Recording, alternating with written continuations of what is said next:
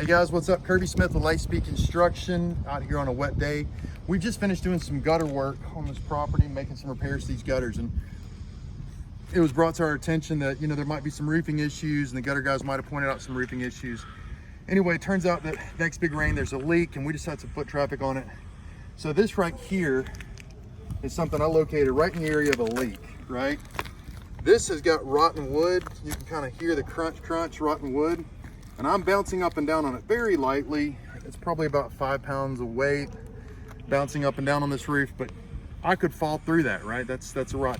Now, folks who get on this roof need to be aware of it. You got another one kind of going on right here. I don't know if you're seeing that, Will. Are you seeing it? Yes. Okay. It's a wet day, so it's not exactly ideal, but this is a framing nail that came loose, kind of worked its way out. I'm gonna lift the shingle up, and the big thing we need to do is stop that roof leaking at the hole, right? And that should stop the roof leak. I don't think we've got anything else. I'm gonna probably go ahead and hit this nail as well, and then maybe like this nail and this nail. This stuff should work with the wet. I think we got a rusted nail right here. I don't know if you can see that. Yes. Okay, this stuff should work. I know this particular owner might have mentioned some stuff about some other roofing issues.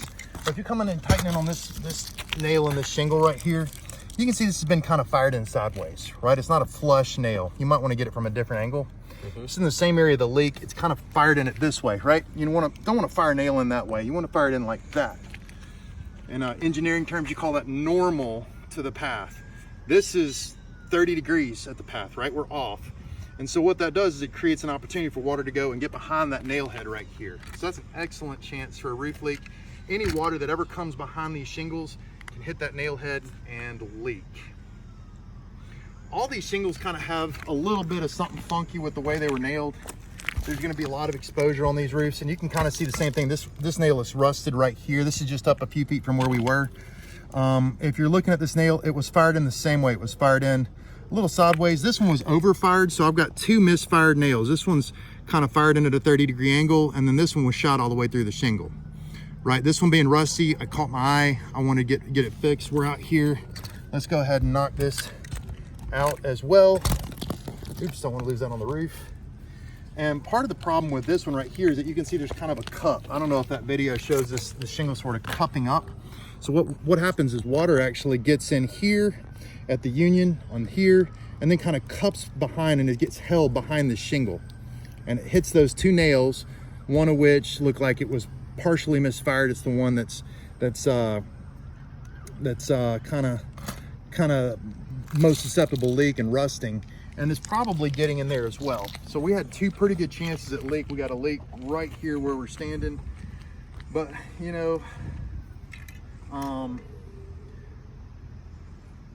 we have nailing issues all over this roof. We got boards that are kind of susceptible all over this roof. This is what we do. We're happy to come out and do service calls. Since we were out here doing work yesterday, we're not going to charge for this repair, but this rotten board has been here for a long time. This has been leaking for some time. I'm guessing that, it may not have been as visible, right? And possibly having the foot traffic on it might have kicked that nail out and then just caused this leak. So hopefully this resolves that issue. I might smooth this caulk down. Actually, let me see how we're doing here. I think I'm gonna leave it just like it is. Probably a little bit more. We have one more location over here, guys. And just stopping to take a look at random shingle locations. These things peel up pretty easy. You're looking at a nail that's been fired all the way through the shingle here, right? You see that pretty good? Okay, so I'm gonna go ahead and obviously hit this. That'll make that a little stronger. And I'm just kind of looking for little areas along the way here that might be cupping, a little bit of cupping to it. And I've got one like maybe right here. I don't know if you see that, if you can get it down lower where you can see this is cupping right here. This has got a nice little cup to it. Water can get in these unions on the shingles below. These shingles are actually placed perfectly correct, right? This is maybe want these a little bit lower. These nails look pretty good. Let me check the left and right shingles to make sure there's no vulnerability. This one, you can see the back of that nail of the head is kicked up just a little bit. I'm gonna go ahead and seal that up. Let's take a look at this one as well.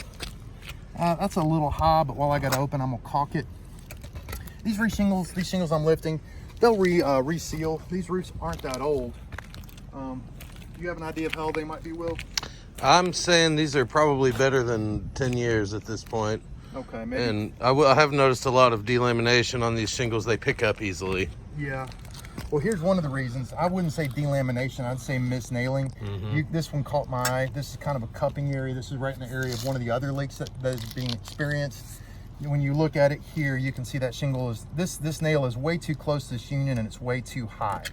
And from a leak standpoint, I'm really more worried about it being too close to the union because that can cause that to leak. This one's probably not going to be a problem, right? That's in Right about in the middle area. of the shingle, yeah. Yep, right in the middle of the shingle, got some coverage. You can see this nail right here has been fired all the way through this shingle. I'm going to seal that up. And I'm looking for, like I said, that cup.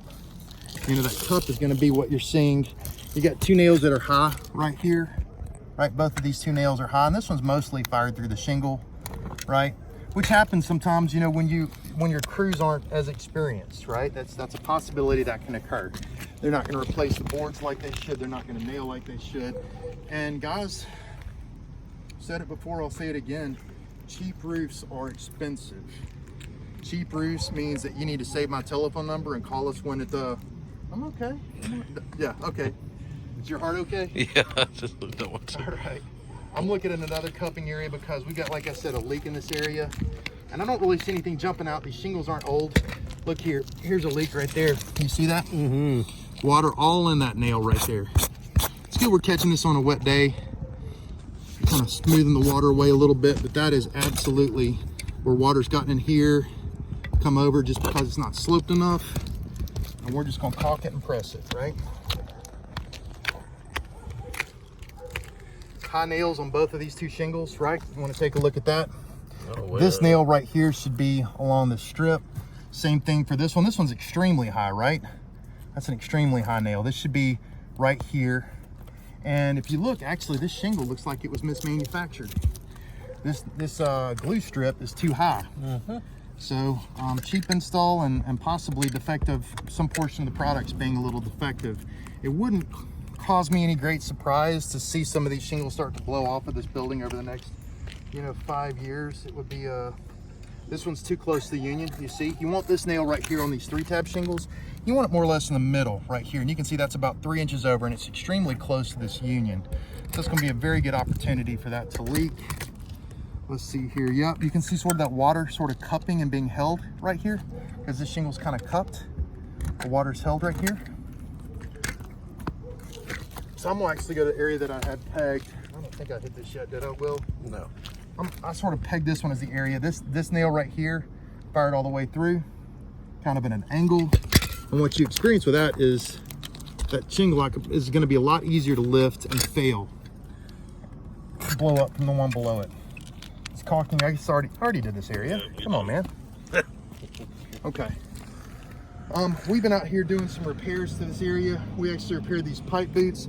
I don't think we got too much in these shingles, but for future reference for you and for everybody else, you're going to be looking for those areas where we're cupping. And if any of the nails are misplaced, just a little bit off the center of these 3-tabs, the water can get behind the unions and get in those nails, and that's where you end up with roof leaks.